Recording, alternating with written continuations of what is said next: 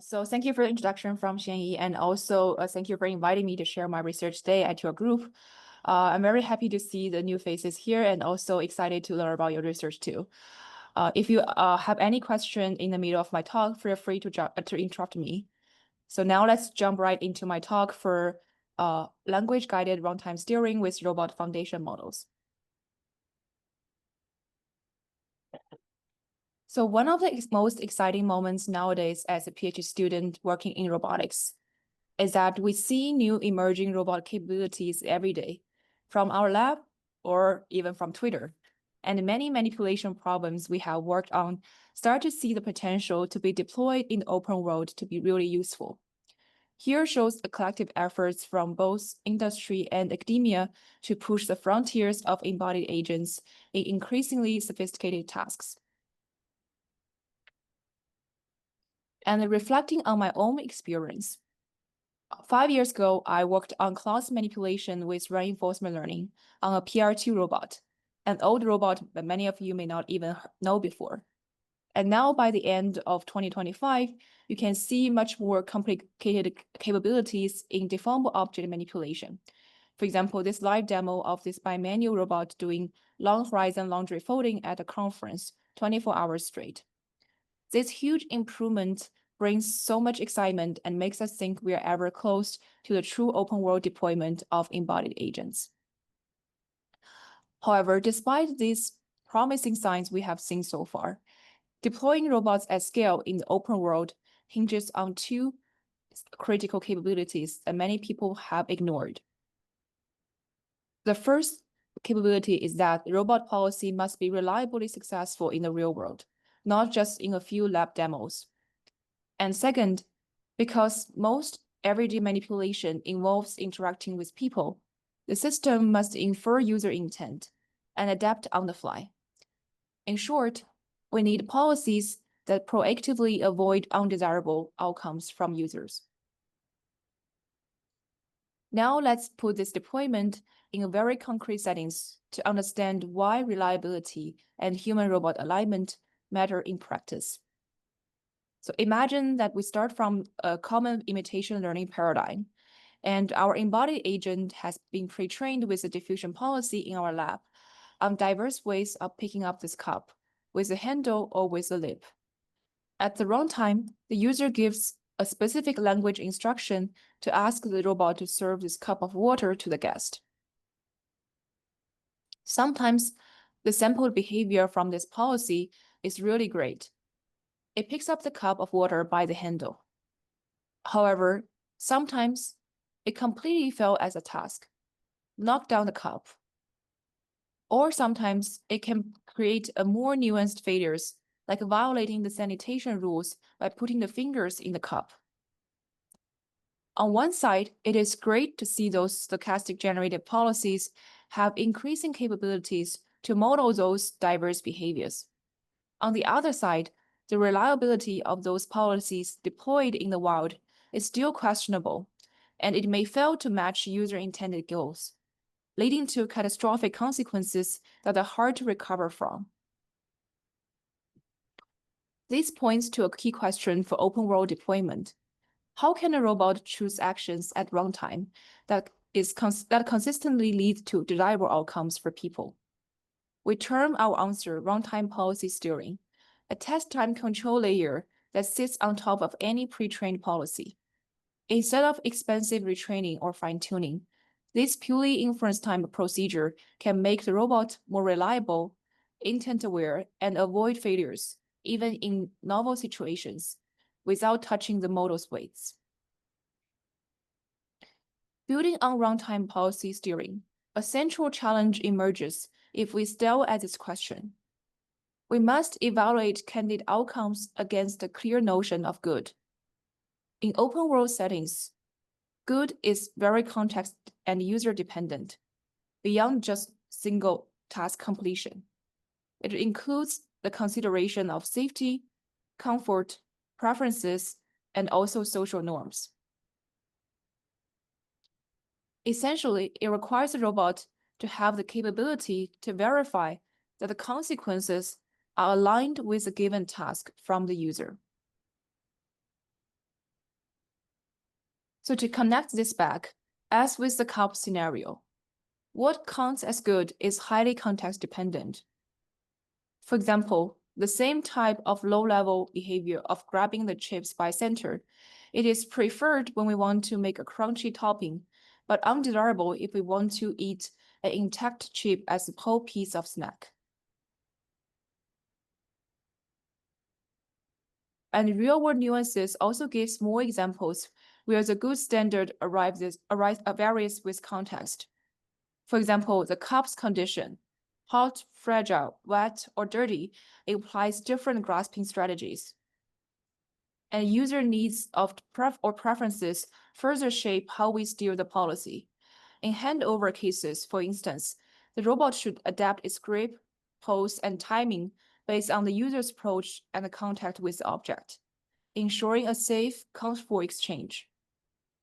Therefore, the verifier must infer the user intent and judge predicted outcomes relative to the goal before steering the policy. Given these context-sensitive notions of good, the question becomes, how do we endure the robot with the broad priors and common sense without retraining for each scenario? Our key idea is to use language as the evaluative interface. Robot behaviors and constraints can be naturally described in words, and modern VLMs and LLMs bring strong word knowledge and reasoning to interpret those descriptions. By expressing user intent and those contextual cues in language, we can judge predicted outcomes against that intent and steer the policy accordingly, scaling to diverse situations without extra human supervision. And we call this approach language-guided runtime policy steering. However, a problem arises when we try to apply VLMs directly. While there are strong strategies for evaluating outcomes described in the languages, they are poor at predicting the outcomes from the raw numeric action sequences because VLMs are not trained on those control signals. This leaves us with a new challenge. We need a way to foresee the consequences of candidate actions before we ask the VLM to evaluate them. Essentially, this means that the robot needs an additional component that can predict or imagine the consequences of the candidate actions. So this imagine the future steps maybe feel very familiar. Think about playing the chess. Before moving, you mentally roll out several lines, focusing on how each choices might unfold, and then pick the move with the best consequence. We want the robot to do exactly the same thing, simulate each candidate action sequences, anticipate their outcomes, and choose the path that leads to the most desirable results. But asking a robot to do this in real world is anything but trivial. Take the chip bag example again. The state of a cranky bag and a pile of brittle chips is high-dimensional, partially observed, and constantly changing.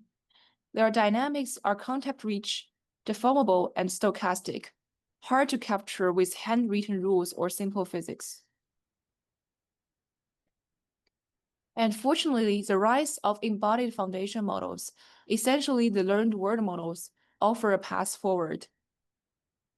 Some of you may have played with the Sora 2 that was released some time ago, checking the Sora 2 generated videos on the left.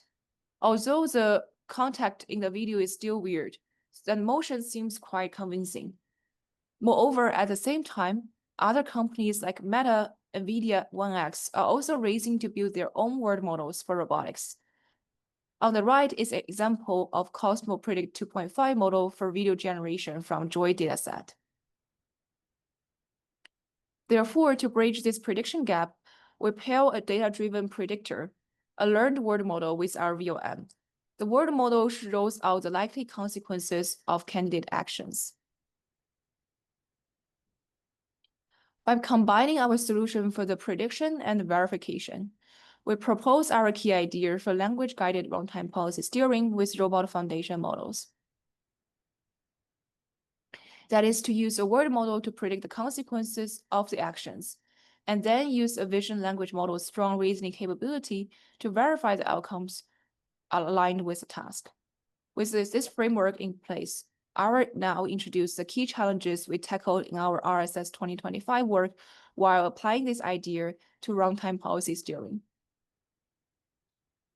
One core problem is that the word model and VLM operate in fundamentally different representations. On the left, the word model imagines the future latent state trajectories given the current observation and the sampled actions. On the right, ideally, we want the VLM to reason and verify the future outcomes with the natural language, but this also relies on the textual representations of the future.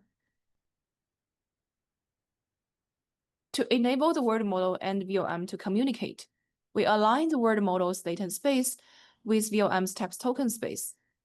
Specifically, we fine-tune the VLM to describe the latent trajectory in natural language. Then the VLM can use its strong language understanding to reason about which trajectory description is most aligned with the task. And once we have achieved this alignment, we can reformulate our policy steering framework based on this shared latent representation Z between the word model and the VLM. The previous predict and verify loop can be reframed as a predict, translate, verify system. Specifically looking at this equation, where we try to optimize the actions to optimize this equation to select the best action sequence. For each action sequence, we first do the prediction to predict the future latent sequence with a learned word model F here. And the RVLM is a VLM-based verifier that serves to both translate the latent states in text and also verify the behavior text with the user-specified goal, L. With this alignment as a goal, here is how we train the system in practice. We begin by collecting a dataset of 300 trajectories that includes 100 demonstration rollouts and 200 other policy rollouts. We use this dataset to train a Dreamer v3 style word model that has an encoder, a recurrent state space dynamics model, and a decoder. The loss for training this consists of KL representation loss, dynamic loss, and also reconstruction loss. After pre-training, we freeze the word model and keep only the encoder and dynamics model parts to serve as a predictor of our runtime steering pipeline. In the second phase, we use the same dataset to extract the latent state sequences from the word model. The projector projects them into a text embedding space. The VLM is LoRa fine-tuned with a visual question answering task to describe the behavior embedded in the action sequences.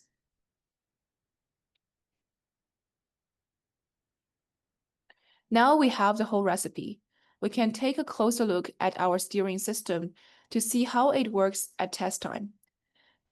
We first sample N plans from the base diffusion policy and compress that into K modes.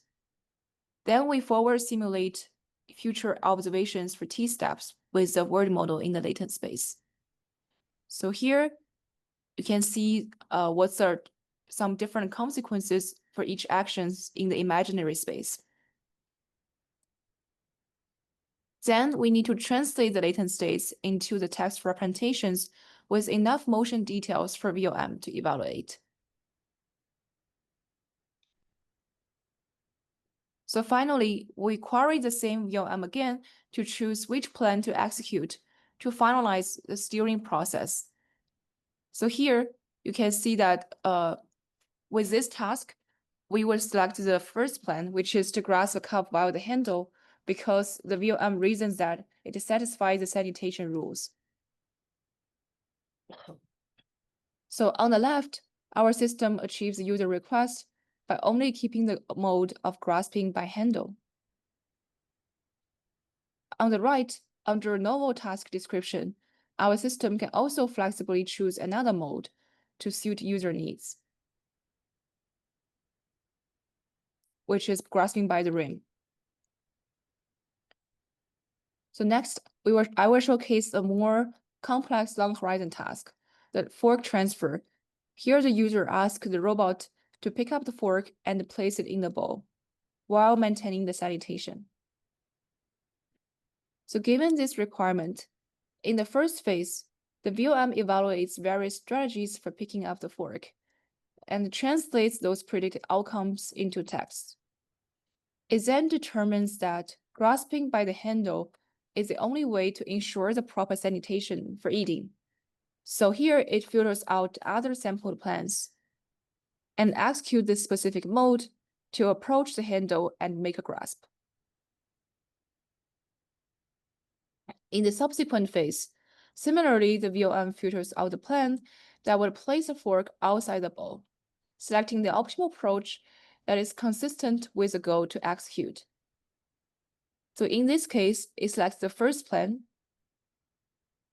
that releases fork inside the bowl, exactly matching our intended instructions from the user.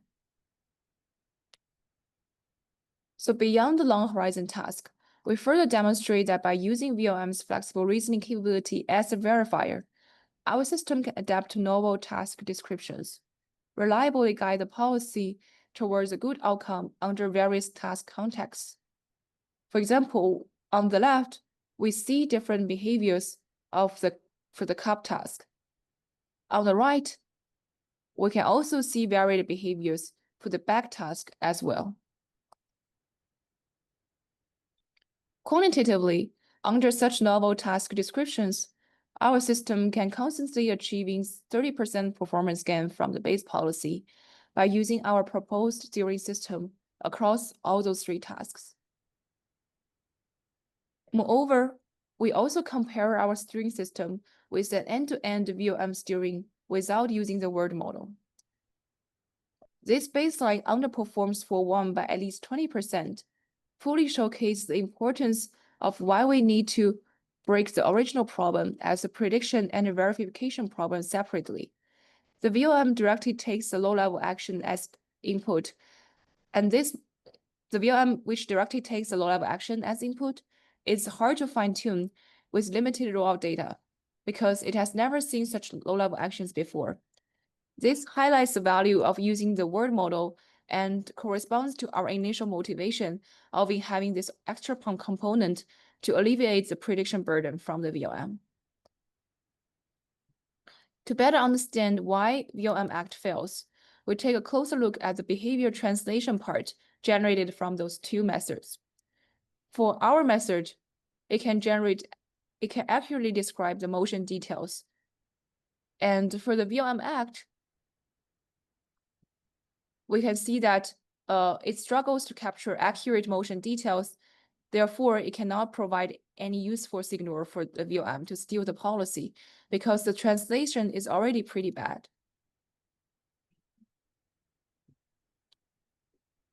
You may also wonder, what is the benefit of using this sophisticated VLM in the loop, using the sophisticated VLM in our system, instead of a simple classifier-based verifier trained on the same dataset as VLM?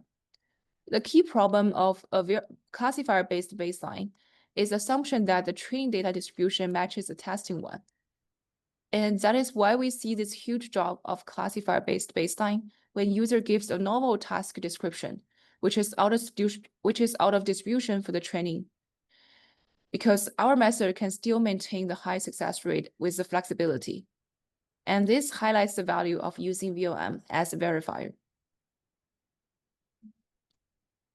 The reason why classifier-based verifier fails to steal in normal scenarios is that it always selects the same mode, grasping the cup with a handle, no matter what user input is, because it is overfitting to the preferences seen in the training data, while VLM maintains its flexibility. As you may notice before, in our pipeline, we have two queries of the VLM with an intermediate step of behavior narration translation. This intermediate step actually matters a lot to the final performance of our system. without the intermediate step supervision and directly supervising the predicted index number of the VLM fine-tuning, the model has a much harder time to achieve alignment, thus leading to a worse steering performance. This highlights the value of turning this predict verify loop into the predict translate and then verify system. Finally, our system also generalized to small environmental perturbations, handling OOD objects of different sizes and colors, and also the OOD backgrounds that has diverse table covers. But also because of the limitation of the Dreamer V3 style word model, we cannot expect very drastic change of the environment to still have our policy work, because Dreamer V3 style word model doesn't pre-train on very large data set, so it still doesn't generalize well to other scenarios. In summary, we present a first attempt at language-guided runtime steering for a single-task diffusion policy. Our loop, imagine, translate, verify, lets the policy operate in open-world settings and adapt to new natural language descriptions. A key limitation, however, is that the diffusion policy itself is language agnostic. We therefore need to rely heavily on VLM to interpret instructions and mediate the translation between the language and actions, which becomes a clear bottleneck here. Then we can ask a question. What if we move to vision language action models that inherit the language understanding by design? So let's first take a look at the state-of-the-art vision language action models. They are built on top of strong VLM backbone that can understand instructions to solve complex tasks, as shown here is one of such a model, Pi0 from Physical Intelligence. And the recent progress for VLAs to solve long horizon tasks have taken inspiration from chain-of-thought reasoning in LM, while step-by-step reasoning leads to a better response. So here, typically in an LM paradigm, the user asks a question, and LM models such as GPT will kind of generate step-by-step reasoning to with chain of thought to better analyze this problem. And then it can generate a correct answer based on this step-by-step reasoning process. Similarly, VOA models can also have chain of thought reasoning to break the abstract or complex task instruction into step-by-step textual plans. So here, given this high-level instruction of dip the beef and mushroom for me, the VOA models can generate step-by-step reasoning to know like what's the first step and what are the following steps. And given these textual plans, the VOA models can also generate actions conditioned on each textual plan. So here you can see this is a successful execution based on the first plan of put the beef in the hot pot strainer. But does that actually hold in practice? Prior work and our own shows that even when the embodied chain of thought is textually correct, the resulting actions can still miss the goal. So here, it's the same process, but we see that the actions of the robot actually miss the hot pot strainer. So in other words, filtering by only the textual plan alone doesn't prevent failures in reasoning VOA models. In fact, thanks to the strong language priors and the relatively simple task decompositions, the textual plans are usually fine with the VOA models. The deeper issue is the reasoning action misalignment. The actions generated to execute a good plan don't reliably realize the intended outcomes. This is precisely the failure mode we target at test time to steering the reasoning VOA models so that its actions can align with its correct reasoning and the user intended goals. So namely, we identify the problem we discovered as embodiment chain of thought unfaithfulness, the outcomes described by VOA's textual reasoning are not realized by its predicted low-level actions. Our key idea here is to enforce this runtime reasoning action alignment by actively steering the actions to match its own textual reasoning. And we begin by choosing liberal 10 as our benchmark for long horizon task, because this is a common benchmark that VOA models have been evaluated on to have a kind of similar, kind of have a fair benchmark that people can compare their model against each other. With an automatic pipeline, we can add reasoning annotations to the demonstrations provided by this benchmark and pre-train a reasoning VOA model based on Pi0. So here, our automatic labeling pipeline for reasoning annotations is to use Gemini models to decompose the original long horizon task into a sequence of subtasks in text. And then we also use Gemini to identify the critical moment where each subtask is finished, so that we can have also the time labeling for those demonstrations to generate each textual plan at the right moment.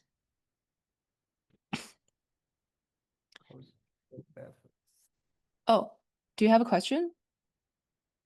Oh, okay, cool. No, we're good. Battery's just dying. At runtime, our approach still takes the instruction and observation as input, alternating between reasoning and acting. And for each textual plan, it samples action sequences in parallel, simulate each action sequences until the next thinking token. And you can see here, each action sequence will finish in different time. So the VOM verifiers would verify them asynchronously in the completion order. For example, the first action sequence finishes earlier, but it is rejected because of the misalignment with the textual plan.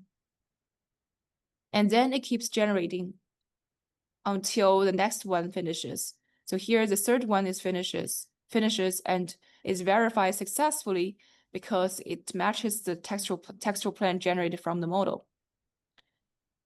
And now we can just stop the sampling process and directly execute these verified ones, which is the third plan to execute in the environment. In our experiments, we upload over 3 different sizes of data sets, as shown here on the left. Here, we want to highlight the liberal 100 dataset because it is the largest and the most diverse dataset among the 3. So here you can see that it contains like 82 different tasks and 4,338 trajectories of demonstration.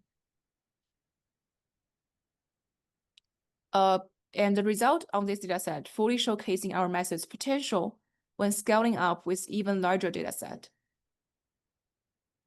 On the right, we compare our method against several important baselines here. So including Pi0, which is a vanilla VOA model, Pi0 Reason, which is a base reasoning VOA model we fine-tuned over the Pi0, and Pi0 VGPS is a prior steering method that uses a Q value learned from the offline RL method to steer a single action trunk at a time for Pi0 policy.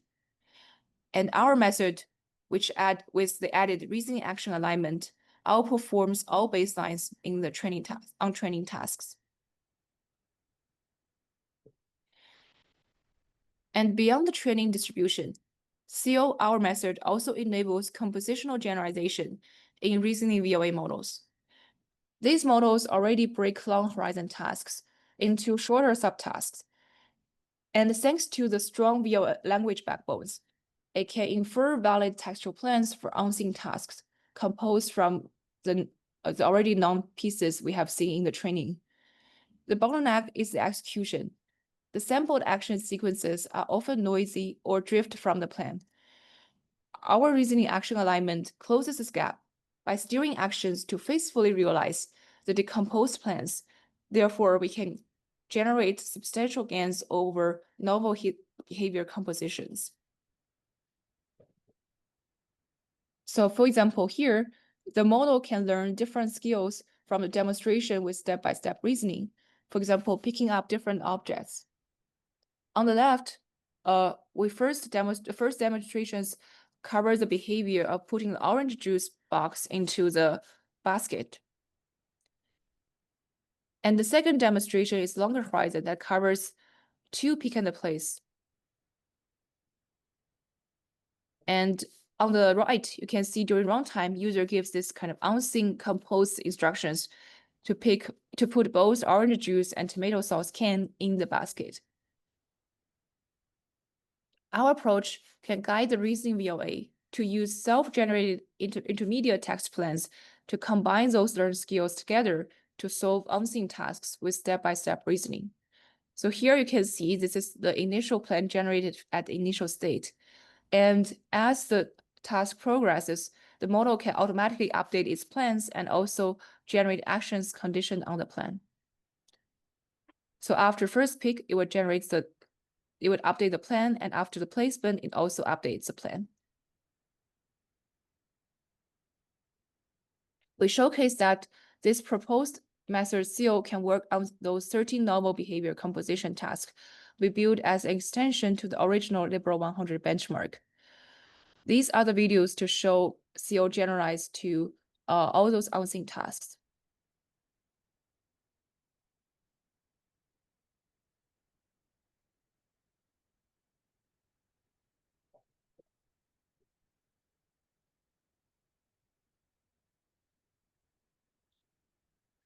And we also conduct a comprehensive analysis to show CO makes the reasoning VOA more robust to the OOD shifts with this active language guided steering to enforce reasoning action alignment. We consider 4 different types of out-of-distribution scenarios. In semantic OOD, we have language rephrase, where we rephrase the task instruction, but keep the object reference the same. So here you can see that we keep the reference, the white mark and the chocolate pudding the same, but change the phrase of the sentences. And on the contrary, in language object property, we change the object reference, but keep other parts of the instruction the same. So here we are referring to the like pure white mark on the middle plate and the brown chocolate to the right of the plate. And in the visual OOD cases, we first evaluate against visual scenes where we add or replace the distracting objects. So here you can see that we are replacing the red mug with a tomato sauce can. And in a more challenging visual OOD cases, we change the liberal layout with different viewpoint and background. So here you can see that the objects are remaining the same, but we are changing the background of the table, and also the viewpoint is slightly different. On the bottom, across different types of all those 4 types of OOD perturbations, our method still maintains the highest performance across all methods, demonstrating the robustness. So we provided all videos of our method in those OOD scenarios. Each line is 1 type of OOD for 10 liberal long tasks. In summary, our method CO enforces reasoning action alignment by actively steering action sequences to match the textual plan from reasoning VOAs. It has the benefit of compositional generalization and robustness to OOD shifts.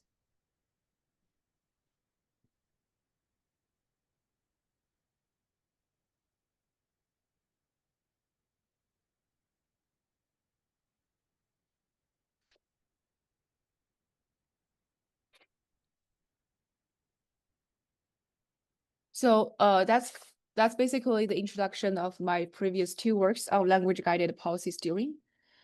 But next part, I also want to have an open discussion about what are some limitations of the current language-guided policy steering framework, and also some of my ongoing efforts trying to address some of the limitations. So although I have shown a lot of successful results, I want to also show some failure modes, because we can always understand more with a detailed failure mode analysis per component in your system. So in the first, we took at the word model. The word model has around 78% accuracies. And the most common failure mode is the hallucination. So now you can see this is contrast comparisons where in the imagined wrist view, the robot imagines that it grasps the cup with a handle, but in the reality, it actually just knocks down the cup. But I think there's a huge efforts in learning the world model right now, either with a large amount of data or embedded physics priors. For example, like VJAPA2 from Meta, they have shown some planning results with this learned world model. So in the future, we can potentially use these advanced world models in a zero-shot or few-shot manners to address the current limitations of our world model, which is a Dreamer v3. It has smaller architecture than those large world models used by those large companies. We also noticed that alignment is also not perfect. Sometimes the VLM can generate inaccurate narrations.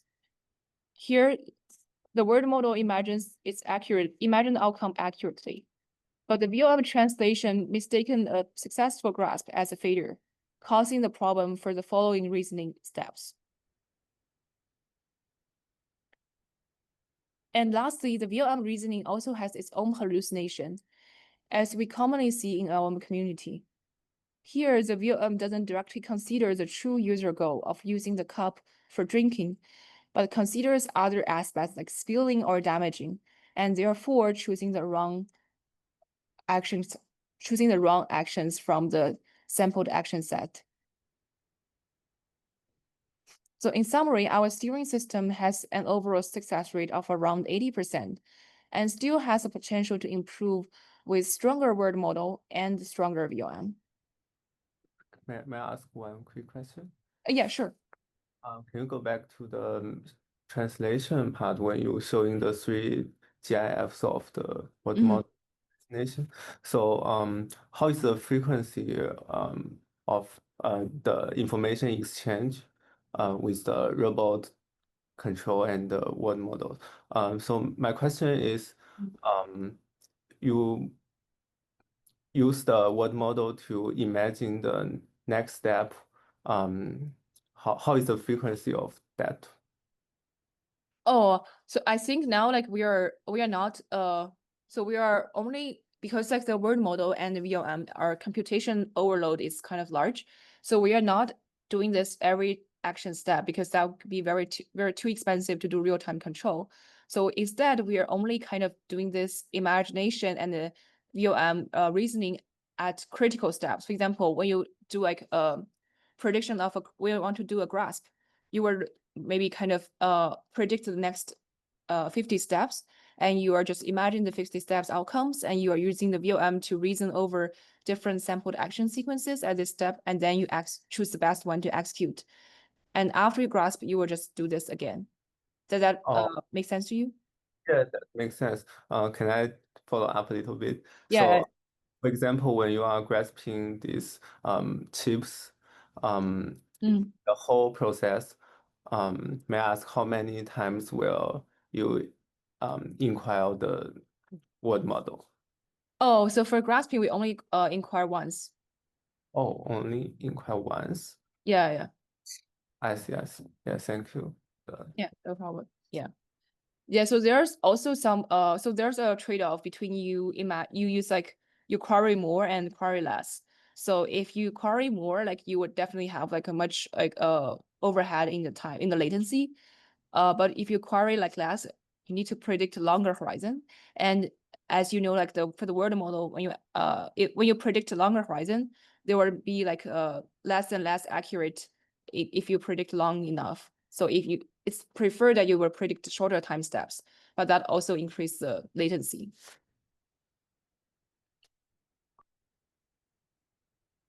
Okay. So now coming back to our original goal, we are saying that we want embodied agents to interact seamlessly in the open world with humans.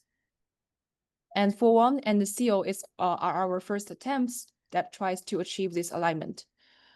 What are the things we can do to continue to push for this direction? So the first direction is how to make this system more efficient. Because we noticed that when the base policy is not strong enough, it needs a lot of samples to cover a positive one, increasing the system burden. For example, as you can see that we can not directly estimate the probability of this diffusion policy. So we only can use like samples to kind of trying to get multiple modes from the diffusion policy. But if there's a lot of failures from the diffusion policy, you need to get a lot of samples to get a correct actions from the diffusion policy. So one direction is to distill the positive examples back into the base policy with DPO, direct policy optimization based fine-tuning to make the base policy stronger. But the key question here is how to do sample efficient alignment, because in robotics, preference data are much more expensive than LLM. The key question is to find the right representation for preference learning instead of only using preference at trajectory level. So basically, once you have aligned, for example, at the visual representations, you can use some like optimal transport via feature matching to create a learned reward function. And this reward function can generate much more synthetic preference labels so that you can have more efficient learning to align the policy. The other direction to enable the interactions with humans is to make sure the system is safe and trustworthy, which means our steering system should know when the policy is not capable, and we cannot sample any good actions. Because previously, we always assumed that there is some good actions within the samples we generated from the policy, but that is not always the case. So therefore, we need some like additional. So we need some additional tools to ensure that the system knows when it is not capable to generate any good actions. For example, when both the handle is covered with oil and there's water inside, our policy doesn't know what to do. So since our policy doesn't know how to grasp the body of the cup horizontally, it cannot sample any good actions from that. So therefore, our system should also know that when the user request is also too ambiguous to verify the actions. For example, the user can give very high level instruction of grasp a cup, and your policy has multiple choices of how to grasp a cup. And in this case, we also need to ask user for clarification questions to disambiguate the user instruction.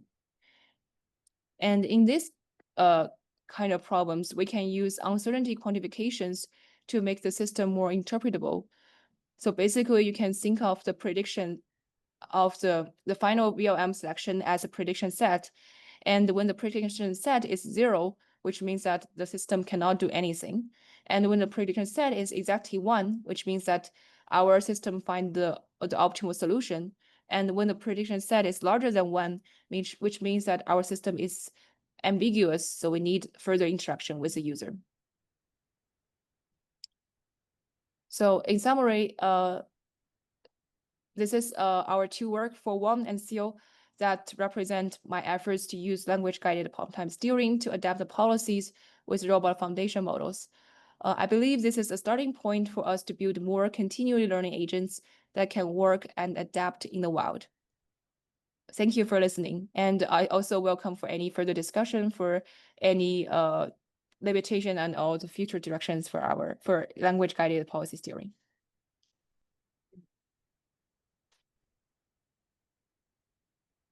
Thank you. Very nice talk, and it's very inspiring. It actually aligns with a lot of our interest. But I still haven't figured out like how do we like combine or like integrate.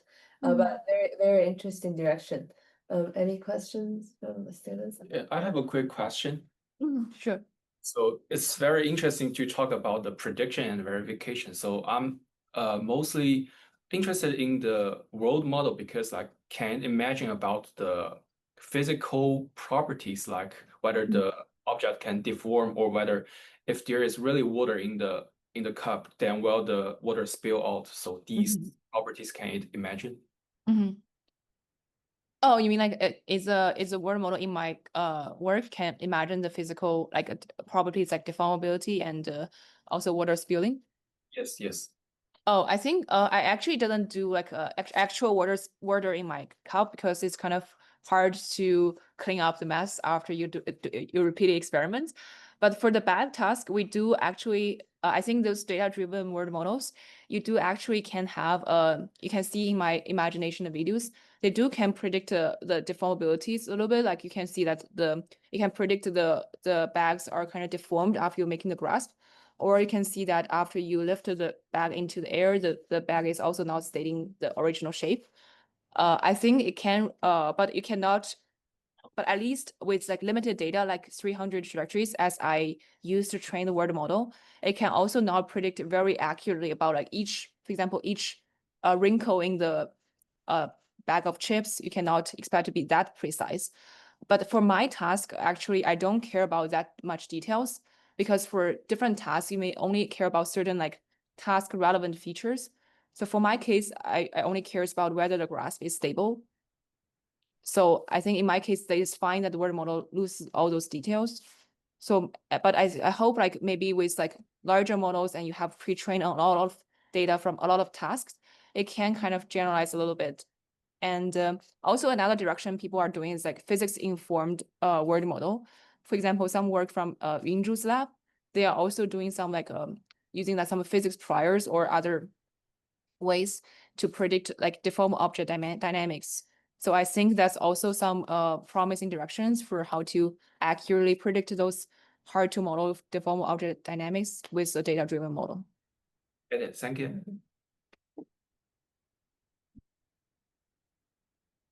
I have one question. Mhm. So, I think if you increase the number, inquiry number of the word model to each step, can just solve all the failure problems. If you inquire the model for a very large number when each step, then it can so the next step will be the most accurate. Yeah, I think you can definitely reduce failures by doing this kind of per step. Basically, it's like kind of a closed loop imagination for each step. But I think that's kind of because that's like for the pick and place, I think it's probably gonna be fine. But I think for the maybe more dynamic task, like for example, if you're going to throw something away, you need the velocity and the motion of continuous actions. And if you're doing a word model querying for each time step, it may be not practical to do such tasks.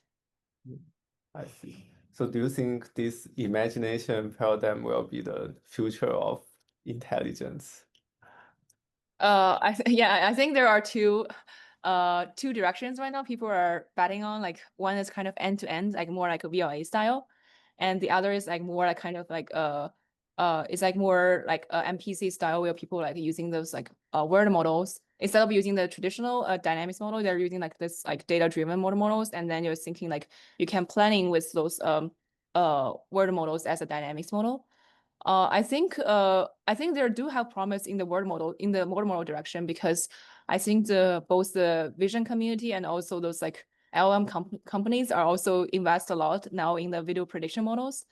But I think it's still a generally very hard problem in manipulation because we have so many context-rich tasks, and it's very hard to predict very accurately for those physics. So actually I would say I'm not sure like which direction would be the final solution. I think it's worth to push the efforts on both directions to see how far we can go for each one. Thank you so much for the answer. Yeah. Thank you for your question too. Yes. Any other questions? I guess we still have like 3 minutes for questions. I actually have like a more detailed question on like so you do like so I think in your first work everything is in the latent space, right? Yes. Yeah, so I'm just wondering like why latent space, and have you compared like the pros and cons of doing it in the latent space? Yeah. Yeah, a very good question. I think one naive thought people may have is like, why are you not doing it in the image space? So basically, you can just like imagine and decode the latency into image and put image into the VLM, and you don't even need to do the alignment. You can just use the image as the input to the VLM to verify the consequences. But I think the one there are two problems with using image to kind of do the in the image space. The first problem you can think of is like additional computation at test time. So basically, because you need to do the additional decoding of latent into image and also additional encoding of image into latent in the VLM.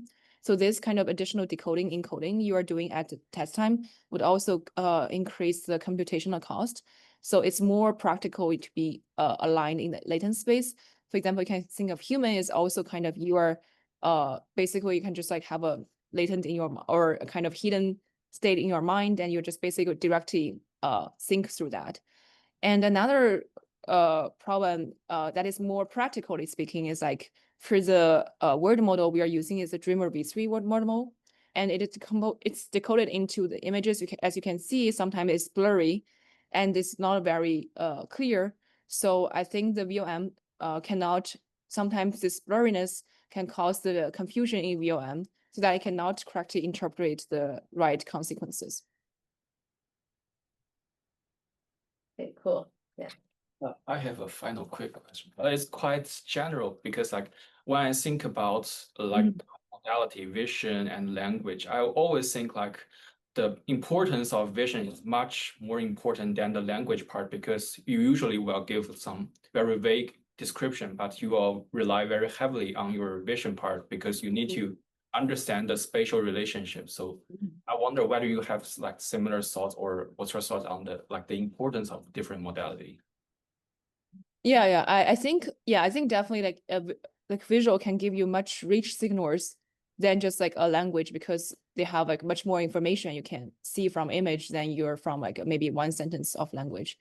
And also sometimes you will feel like maybe it's like if you want to describe a very complicated process, you may find that sometimes it's like you need a lot of like words to describe a very, very, very sophisticated like task. So I definitely agree with that. Like your vision has like provide much like information both spatially and also have much like density of information. But I think from this, but also I think there's a pros and cons of density of information. For example, like the cons of density of have a large density of information is that sometimes you don't want to use image to specify your goal because that will be too specific and lose the flexibility.